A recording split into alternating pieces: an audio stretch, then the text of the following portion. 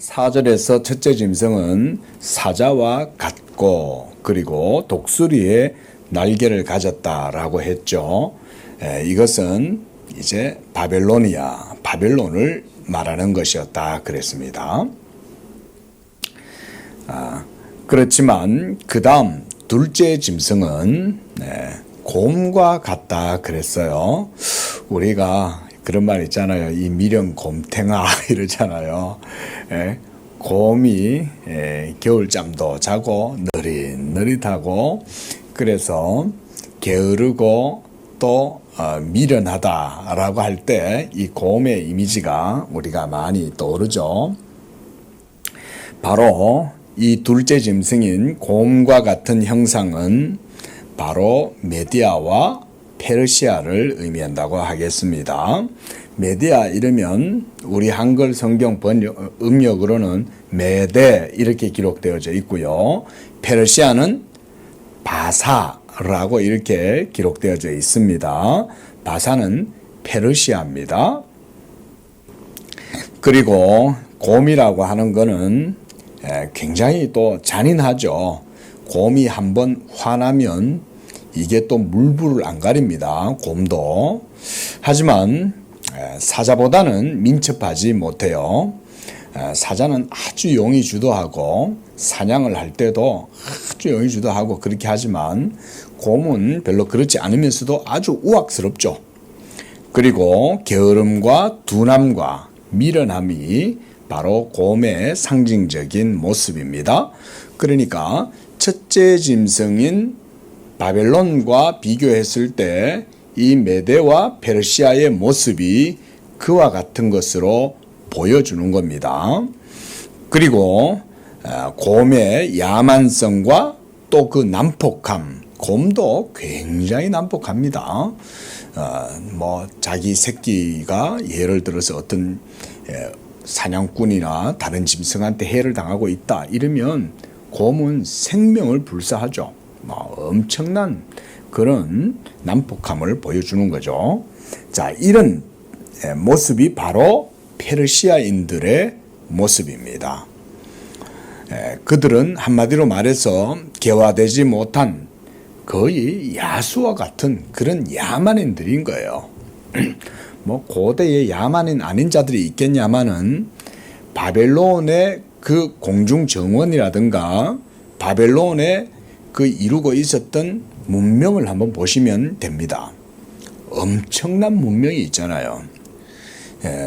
제가 어떤 민족을 폄하한다 이런 것보다도 고대의 많은 민족들 중에도 보면 문명을 아주 찬란하게 빛낸 그런 민족이 있는 반면에 또 그렇지 못한 민족들도 있어요.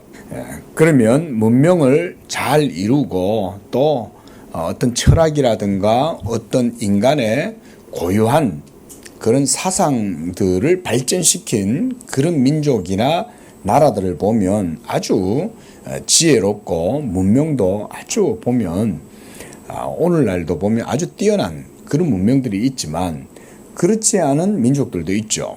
말하자면 메데와 페르시아가 그런 야만성 가운데 있었던 그런 이제 고대의 나라인 거예요. 이들이 어느 날 바벨론을 한꺼번에 무너뜨리잖아요. 이 바벨론을 무너뜨리고 난 다음에 정복하고 이렇게 하고 할 때 이 모습을 바로 곰과 같은 형상이다 라고 하나님께서 다니엘에게 이렇게 보여주시는 거죠. 특히 이 페르시아의 왕, 우리가 다 알다시피 이 코레스, 우리가 키루스라고 그러죠. 이 키루스 대왕에 대한 업적도 그가 왕이 되었을 때 이스라엘 백성들을 다시금 예루살렘으로 돌려보내는 이런 일들도 했지만 그 이외에도 고레스도 많은 전쟁을 치릅니다. 결국 전쟁터에서도 죽는 거예요. 이 고레스도. 또 거기에 5절에 보면 그것이 몸 한쪽을 들었다 그랬습니다.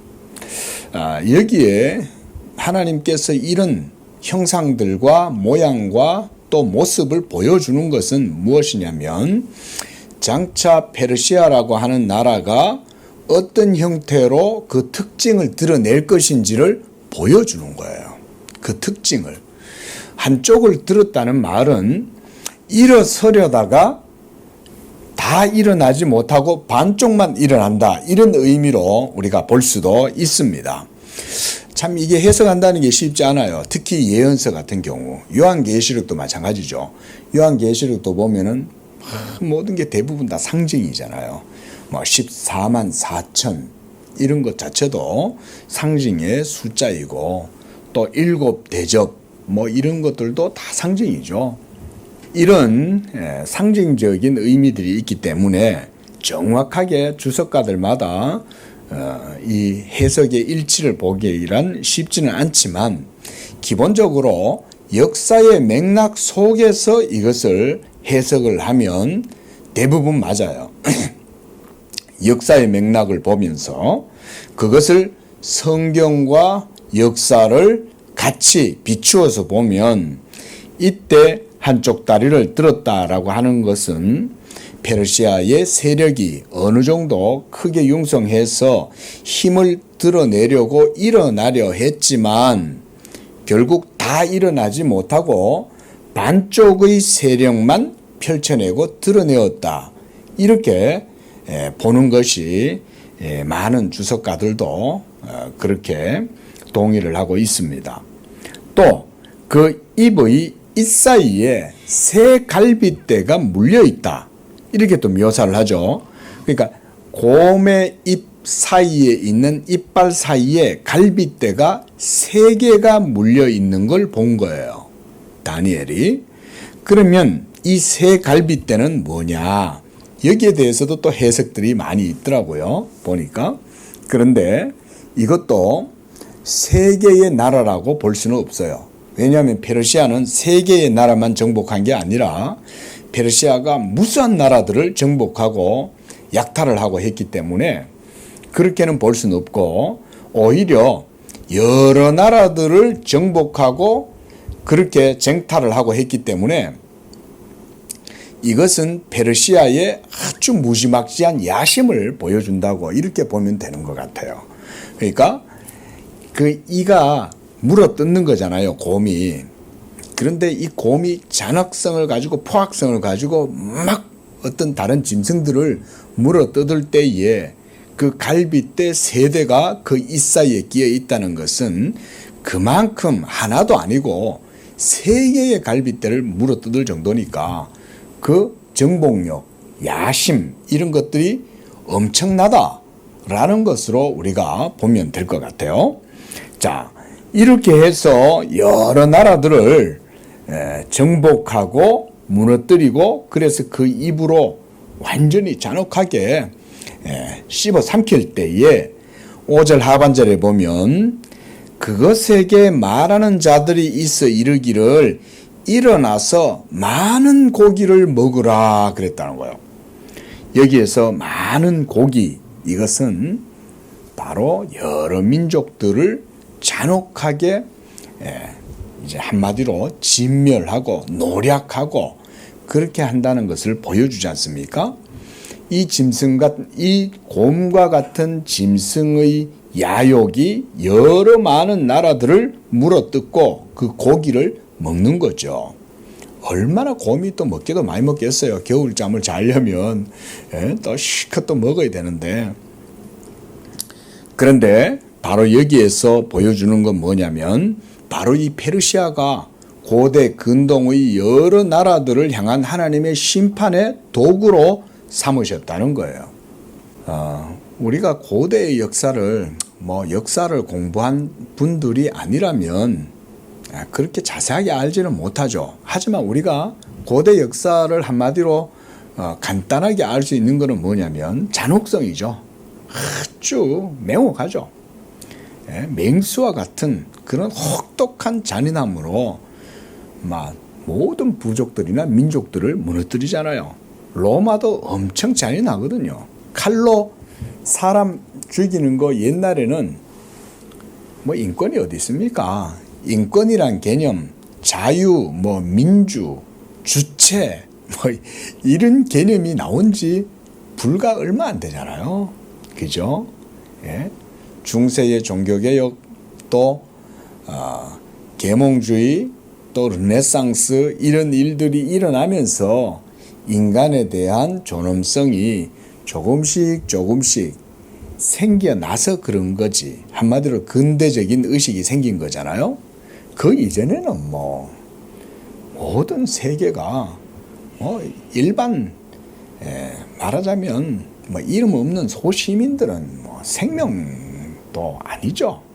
여자들도 인권이 어디 있습니까? 아이들은 두말할 것도 없고 노인들도 마찬가지고 힘있고 권세 있고 세력이 있는 자들만이 무법천지로 그들이 바로 법이고 이랬던 거지. 하물며 이 고대에, 그죠? 이 수천 년 전에 이때 당시에 세계가 어땠겠냐 이거죠. 그런데 한번 생각해 보십시오, 여러분. 그렇게 잔혹하고 불법하고 포악한 그런 세계가 나라들이 일어나고 무너지고 할 때 하나님은 뭘 하셨을까요? 여러분 이런 거 생각해 보셨습니까? 하나님이 그때 예를 들어서 춘추전국 시대가 있었다. 그러면 춘추전국 시대 때 또 제자백가 시대 때 온통 모든 난세가 이루어지고 무법천지가 되었을 때 하나님이 그 모든 세상의 일들을 모르고 계셨을까요? 그게 아니죠. 그렇죠? 그런 흥망성쇠, 권세자가 세워지고 또 폐위되고 살해되고 모살되고 이러면서 새로운 또 권세가 일어나고 그런 모든 과정들 속에 하나님의 전적인 주권적 역사가 있었다. 우리는 이렇게 봐야 되는 거예요. 지금 특히 그 모든 역사 속에 하나님께서 한 부분을 딱 떼어내가지고 그 부분만 지금 보여주고 계시는 거죠. 그게 바로 이스라엘의 멸망과 함께 바벨론과 메데, 페르시아, 그리고 헬라, 로마, 그 부분만 지금 딱 하나님께서 이렇게 역사에 말하자면 한 그림 큰 틀에서 그 부분만 딱 떼내가지고 부각시키시는 거죠. 그러면 나머지 이 부분 이외에, 그러니까 바벨론, 페르시아, 또 헬라, 로마 이외에 다른 이방의 민족들의 역사 속에는 그런 게 없었을까요? 매나 그들 속에도 이런 모든 일들이 있었던 거예요. 그렇죠? 그런데 하나님께서 이 부분만 부각시켜서 성경에 기록하신 이유가 있는 거죠. 지난 시간에도 말씀드려서 제가 이것은 더 이상 깊이 말씀드리진 않고요. 그 부분만 포커스를 해서 하나님이 부각시키시는 이유는 바로 예수 그리스도를 보여주려고 그러는 거죠. 이들의 시대가 끝나고 나면 우주의 왕이신 예수 그리스도가 이제 성육신 하신 때가 되는 거죠. 하나님의 영원한 말씀이 세상 역사 속에 들어오셔서 실제로 시공간 역사 속에서 하나님의 아들이 우주의 왕으로 모든 역사의 주권자로 세움을 입어야 되잖아요. 오늘 우리가 읽었던 구절을 보십시오. 내가 보니 왕좌가 놓이고 그랬어요. 하나님이 왕좌를 놓으신 거예요. 놓고 그리고 옛적부터 항상 계신 이가 그 왕좌에 좌정하였다. 옛적부터 항상 계신 이, 여기서 우리가 이분은 하나님이실 텐데 우리가 위격적으로 하면 성부, 성자, 성령 가운데 누구시겠어요? 그렇죠. 제2위이신 성자 예수 그리스도인 거예요. 요한복음 1장 1절 아시죠? 태초에 말씀이 계시니라. 이 말씀이 하나님과 함께 계셨으니 이 말씀이 곧 하나님이시다. 그러죠. 그 말씀이 태초부터 계신인 거예요. 하나님과 함께 계셨던 그 분이 항상 함께 계신 그분을 얘기하는 거예요. 이분이 그 왕좌에 자정해 계시는 거예요. 바로 우주의 왕이시고 하나님이 세우신 예수 그리스도를 보여주는 겁니다. 그러니까 이와 같이 성경은 예수 그리스도를 보여주기 위하여 이 내 제국을 보여주는 거예요. 그 네 제국의 역사가 성경에 기록되게 된 때가 언제입니까? 바로 예루살렘이 함락되고 멸망되고 바벨론의 포로로 끌려갈 때부터 이 네 나라가 그때부터 성경에 등장하기 시작하죠. 그 전까지는 없었어요. 물론 이사야나 예레미야나 에스겔을 선지자들을 통해서 하나님이 주변의 모든 이스라엘 주변에 있었던 두로라든가 에돔, 모압, 암몬, 또 그 외에 여러 나라들에 대해서 블레셋 이런 나라들을 전부 다 하나님이 진멸하실 것이다 라고 말씀하실 때 이제 이 네 제국도 하나님께서 그렇게 역사 속에서 주권적으로 나라를 무너뜨리기도 하고 세우기도 하시는 거죠. 이런 과정들을 통해서 하나님이 이 부분만 딱 떼어가지고 부각시키시는 거예요, 지금. 그러면 동남아라든가 우리가 다 알다시피 저 브라질 또는 남아메리카, 인더스 문명이라든가 이런 데는 다 매락 그러고 살았던 거예요, 전부 다. 모두 다. 중국도 전부 다 그러고 살고 황하 문명 우리가 말하자면 그런 문명의 발상지들이 많잖아요. 그런 곳에서 전부 다 그러고들 사는 거예요, 역사가. 근데 특별히 이 부분만 하나님이 보여주시는 목적이 바로 예수 그리스도를 보여주시는 거죠. 그리고 예수 그리스도가 언제 오시는 거예요? 로마의 시대 때 오시죠. 그거를 지시하는 거예요. 성경은 그걸 보여주려고 그러는 거예요. 하나님의 아들이 온다. 근데 하나님의 아들이 올 때 세상은 어떻게 되는 거예요? 엄청난 격변이 일어나는 거예요. 제가 그래서 그런 비유를 많이 드는데 시골길로 버스가 휙 지나가면 비포장 도로로 지나가면 어떻게 돼요? 먼지가 어마어마하게 일어나잖아요. 한마디로 영원하신 하나님의 아들이 세상 역사 속으로 실제로 들어오시는 거예요. 실제 이게 중요한 겁니다. 영원한 말씀이신 하나님, 천지 만물 위에 뛰어나신 그분이 실제로 역사 속에 들어오시는 거예요. 제가 이걸 계속 강조하는 거예요. 그게 그만큼 후폭풍이 큰 거예요. 그것의 위엄과 권세가 엄청난 거예요. 안 그렇겠습니까? 그렇죠. 엄청난 에너지가 지금도 온 세계를 붙들고 있지 않습니까? 고기압과 저기압이 만나가지고 막 뭉게구름이 하늘에서 그렇죠. 맑은 여름날에도 갑자기 상승 기류를 타고 막 먹구름이 갑자기 확 일어나면 그 속에서 어때요? 어마어마한 번개와 함께 에너지가 그 속에서 확 발산되잖아요. 하물며 자연의 이치도 그런데 생각해 보세요. 하나님의 영원한 말씀, 하나님의 아들의 영광이 이 땅 가운데 드러나게 되고 할 때 그 서막이 얼마나 대단하겠냐 이건 거예요. 저는 이렇게 봐요. 하나님의 말씀의 등장이 역사 속에 드리워질 때 그 서막은 온 범죄하고 악한 모든 제국들이 막 그 앞에서 다 무너지는 거예요.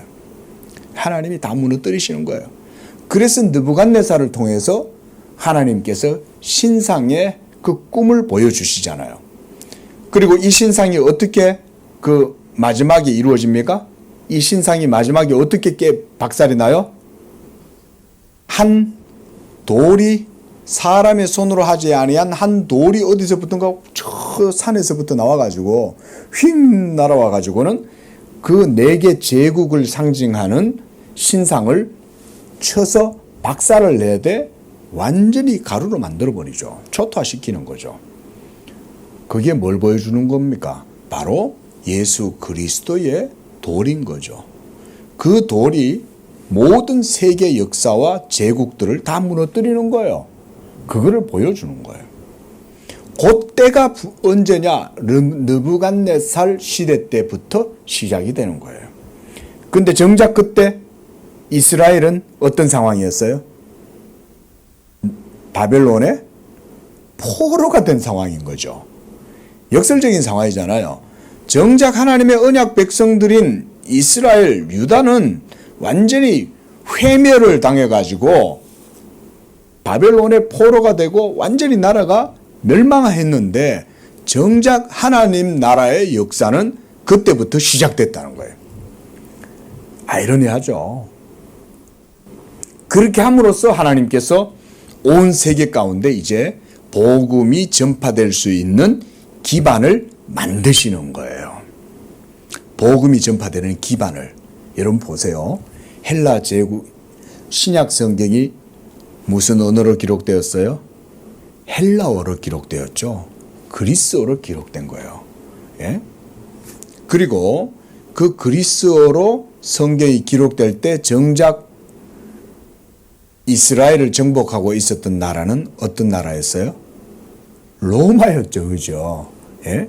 헬라는 문명을 찬란하게 이루었는데 로마는 그 헬라의 문명 가운데에서 로마가 이스라엘을 정복하고 고대의 모든 근동의 역사를, 근동의 모든 제국들을 다 통합하면서 로마가 엄청난 나라가 되잖아요. 바로 그때 예수 그리스도께서 오시는 거죠. 네? 가이사 아구스토. 그때 천하에 호적하라 이렇게 하니까 이제 마리아와 요셉도 다 이제 자기 고향으로 다시금 돌아가고 뭐 이렇게 하잖아요. 바로 그때 예수님이 베들레헴에서 탄생하시는 거죠. 이런 역사의 과정들이 다 있는 거예요. 이런 모든 역사 속에 핵심은 바로 예수 그리스도라는 것을 보여주는 거죠. 그가 하나님의 아들이다. 그가 인류의 모든 죄를 그리고 사망까지도 완전히 무너뜨리고 온 우주를 새롭게 하실 하나님의 아들, 메시아다. 라는 것을 역사가 보여줄 필요가 있는 거예요. 그리고 무엇보다 이 예수 그리스도를 통해서 하나님께서 뭘 하냐면 하나님의 나라, 그죠? 천국을 세우시잖아요. 예? Kingdom of God. 하나님의 왕국을 이 예수 그리스도가 세우시는 거죠. 그러니까 이건 엄청난 일이죠. 세상 가운데에 하나님의 나라가 세워지도록 역사하시는 거예요. 그렇게 할 때 그 임팩트, 그 효과는 엄청난 거죠. 그 후폭풍은 큰 거예요. 예? 바로 이 예수 그리스도가 탄생했을 때도 그 서막을 알리던 사람이 누구였습니까? 세례 요한이죠. 그죠? 세례 요한이 앞에서 하면서 물러거라 이렇게 하잖아요. 임금님이 행차하실 때 앞에서 행렬이 갈 때 그 앞에서 호위 대장이 임금이 뒤에 오니까 모든 백성들은 전부 다 무릎 꿇고 고개 숙여 이러면서 확 하고 소리를 지르면서 갈 거 아니에요. 예수님의 탄생을 세례 요한이 그 서막을 알리잖아요. 그리고 역사 자체가 그걸 보여주는 거예요. 지금 그런 과정 속에 있다. 여러분들이 그걸 생각하셔야 돼요. 자, 이런 과정 속에 하나님이 이방의 모든 세계들을 지금 뭐냐? 터파게 하시는 거예요. 예수의 복음이 전파되고 그것이 온 세계로 전파될 수 있도록 하나님이 역사를 그쪽으로 몰아가시는 거예요. 지금 이제는 더 이상 복음이 이스라엘 한 나라 팔레스타인에만 국한되어져 있지 않죠. 그죠? 이제 유대인들이 무너지고 바벨론으로 다 포로가 되고 이러면서 점차 유대인들에게만 주어져 있었던 이 언약이 이제 이방인들에게로 전파될 수 있도록 하나님이 섭리 가운데 준비하시는 거예요. 잘 생각해 보세요. 우리가 로마서 지금 지난주에 11장 봤잖아요. 유대인의 넘어짐으로 그 복음이 이방인들 가운데로 흘러가도록 하나님이 섭리하시는 과정인 거예요. 지금 이미 유대인들은 사실은 바벨론의 포로가 되어져 있죠. 이런 과정 속에 하나님께서 이런 일을 준비하고 계신다 이건 거예요.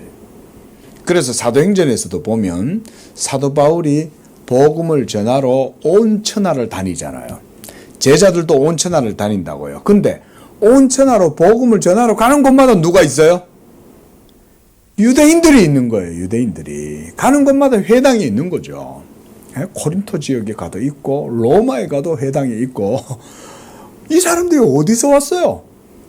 이미 바벨론 점령기 때부터 시작해서 포르기 때로부터 온 세계로 유대인들이 흩어지기 시작하는 거예요. 그리고 바벨론에서 다시금 귀환할 때 고레스가 귀환 명령을 내리고 그래서 유대인들에게 종교의 자유를 허락하고 다시금 예루살렘으로 돌아가서 예루살렘 성과 성전을 다시금 지어라 라고 이런 명을 내릴 때 이미 모든 세계에 유대인들이 다 퍼져서 거기서 회당을 짓고 예수님 오실 날을 기다리고 있었던 거예요. 여러분 보세요. 천하에 호적하라 라고 이렇게 가이사 아우구스토의 명이 떨어져 가지고 천하에 호적을 하려고 전부 다 할 때 이 사람들이 전부 다 천하에 흩어져 있었죠. 그러니까 로마가 뭘 하냐면 각 사람의 주민등록 등본 이거 개혁 작업을 한 거예요. 예? 주민등록 개혁 작업을 하면서 모든 사람들이 자기가 난 곳에 가가지고 그걸 등록하게 하는 거죠. 모든 나라 속에 다 흩어져 있었던 거예요. 사람들이, 유대인들이. 그 과정 속에 회당이 지어지고 거기서 그들은 뭘 했겠어요? 그들은 흩어진 모든 처처에서 모여서 예배를 하고 기도하면서 메시아의 대망을 기다리고 있었겠죠. 그래서 우리가 찬송가 우리가 크리스마스 때 잘 부르는 노래도 보면 유대인들의 노래가 있잖아요. 곧 오소서 임마누엘. 이게 예수님을 기다리는 다윗의 나라가 회복되기를 바라는 유대인들의 노래인 거예요. 하나님이 모든 이방 세계에서 흩어져 있는 그곳에서 이스라엘의 회복을 거기서 대망하면서 메시아를 기다리게 하는 거예요. 그리고 예수 그리스도께서 오셨고 그래서 30년 동안 사역을 하시고 그래서 모든 대속 사역을 십자가를 통해서 이루신 다음에 성령을 통해서 오순절 성령 강림이 이루어졌을 때 천하 각국에서 사람들이 모였다 그랬죠. 우리 사도행전 강의 때 봤어요. 그죠? 메데, 엘라민, 마케도니아 각가지 지역에서 사람들이 천하 각국의 사람들이 예루살렘에 예배하러 모인 거예요. 그때가 오순절이죠. 그때 성령의 역사가 일어나자 엄청난 파워가 나타나면서 제자들이 방언을 하고 이러는데 제자들은 이 메데나 엘라민이나 이런 다른 지역에 있는 방언을 하나도 몰라요. 그런데 그들의 난 곳 방언을 하더라 이거죠. 아니 제가 중국어를 어떻게 알겠어요.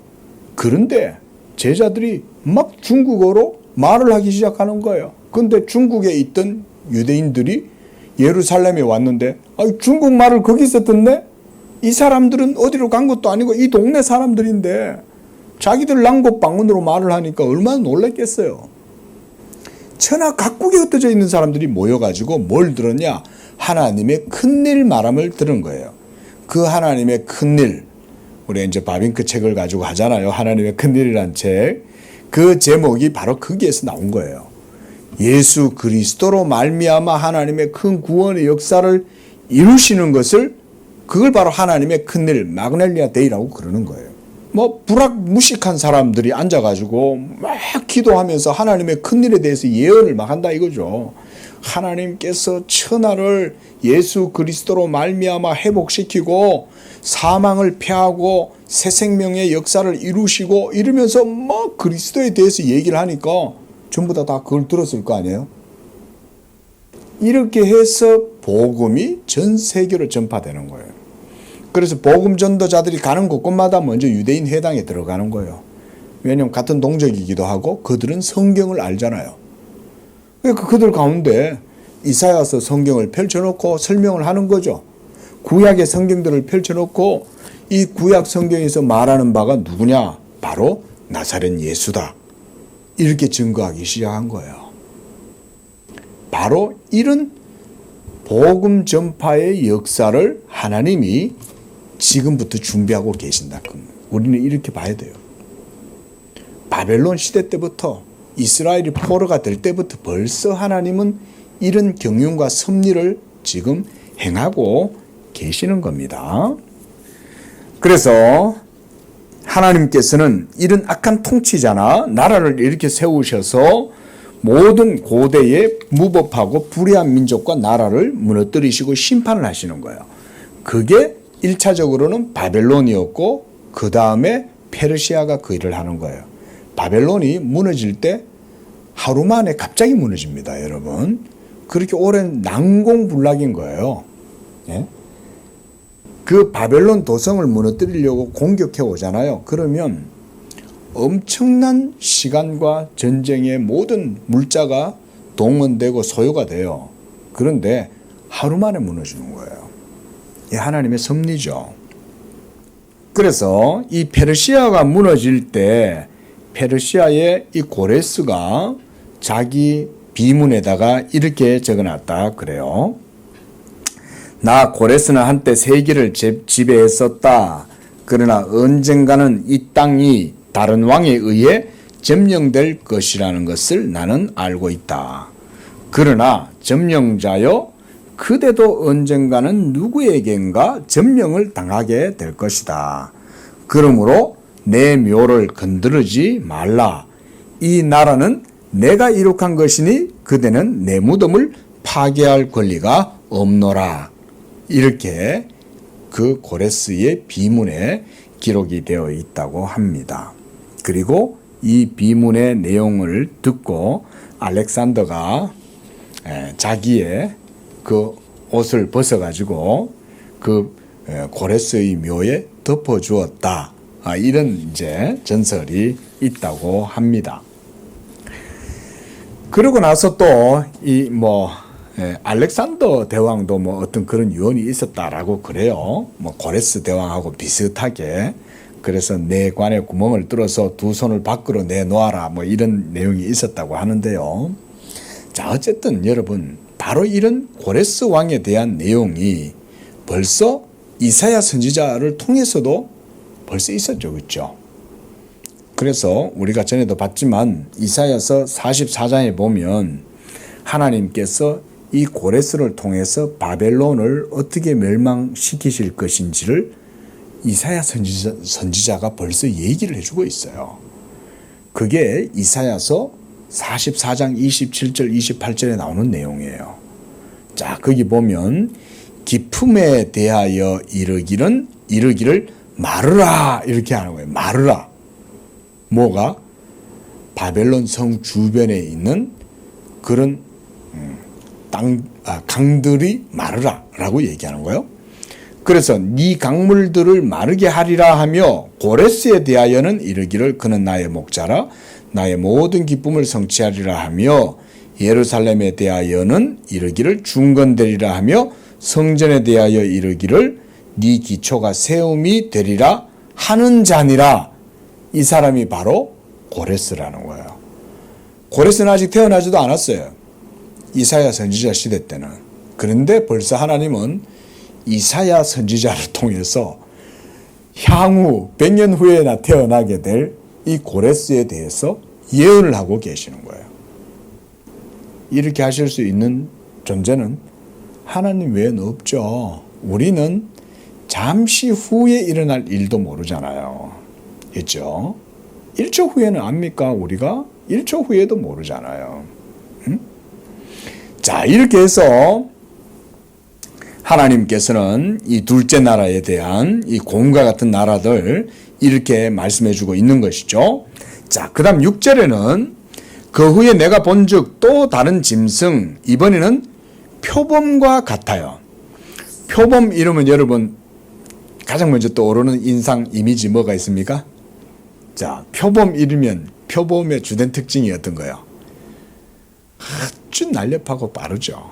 그렇죠? 예? 자, 표범이 그와 같이 날래고 그리고 그 등에는 새의 날개가 넷이 있고 또 그 짐승에게는 머리 넷이 있으며 큰 권세를 받았다 그랬습니다.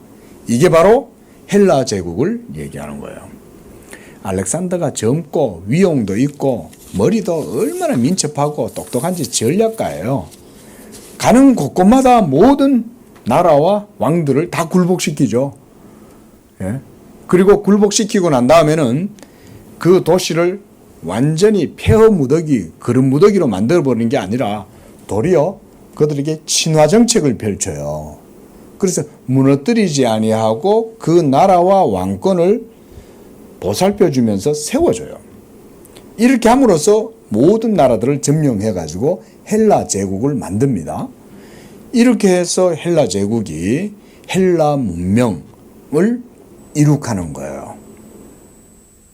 이렇게 대단한 일들을 행하면서 많은 나라 제국들을 정복하고 나라를 펼쳐나가는데 바로 그것을 표범과 같다 그랬습니다. 그런데 이 알렉산더가 아주 젊은 나이에 일찍 죽어버려요. 그리고 이 알렉산더 후임자들, 이 마케도니아 대왕의 장군들이 나라를 넷으로 갈라가지고 서로 차지하게 됩니다. 거기 보면 새의 날개 넷이 있고 그 짐승에게 머리 넷이 있는데 권세를 받았다 그랬어요. 그래서 이들을 통해서 알렉산더 대왕의 후임자들이, 말하자면 네 장군들이 나라들을 나누어 가져요. 그래서 한 사람 프톨레마이오스는 애굽, 그리고 셀류코스는 수리아, 그 다음 카산더는 마케도니아, 그 다음 리시마쿠스는 소아시아 지역을 모두가 다 나누어서 서로 가지면서 또 나중에 이 네 나라가 서로 또 싸움질을 해요. 자기네들끼리도. 자, 이제 나라가 어때요? 점점 나뉘어지고 세력이 약해지겠죠. 그런 가운데 로마가 등장하기 시작하는 겁니다. 그러면서 헬라 제국이 점차 세력을 잃고 로마가 다시 지중해 연안의 패권을 차지하면서 나중에는 예루살렘까지 정복을 하고요. 결국 예루살렘이 AD 70년에 예수님이 모든 사역을 행하시고 초대교회가 이루어지고 난 다음 AD 70년이 되었을 때 이 예루살렘이 완전히 무너지고 예루살렘 성전도 완전히 다 무너집니다. 로마의 점령을 당해서. 유대인들은 끝까지 로마에 항전을 하죠. 그래서 마사다라고 하는 아주 높은 성에 올라가가지고 끝까지 싸우다가 마지막에는 결국 유대인들이 거기서 다 자결을 합니다. 끝까지 항전하다가. 그러고는 이 유대인의 역사들이 점차 이제 세계 역사 속에서 사라지는 거예요. 그러면서 이제 기독교가 점차 핍박기를 박해 기간을 지난 다음에 이제 313년이 되어 가지고 콘스탄틴 대제에 의해서 기독교가 국교로 공인이 되고 그렇게 함으로써 이제 그때부터 서막이 이제 열리는 거예요. 이 기독교가 명실상부하게 이제는 지하교회에서 카타콤에서 나와서 세계 역사 속에 공적인 그런 이제 하나님의 교회가 세워지기 시작합니다. 그런데 그렇게 하면서 점차 또 중세 때까지 또 이 로마의 교회가 점차 또 부패하고 타락하기 시작하죠. 하지만 그런 역사 속에 하나님이 또 교회를 세워 가시는 거예요. 자, 오늘은 여기까지 보겠습니다. 기도하겠습니다.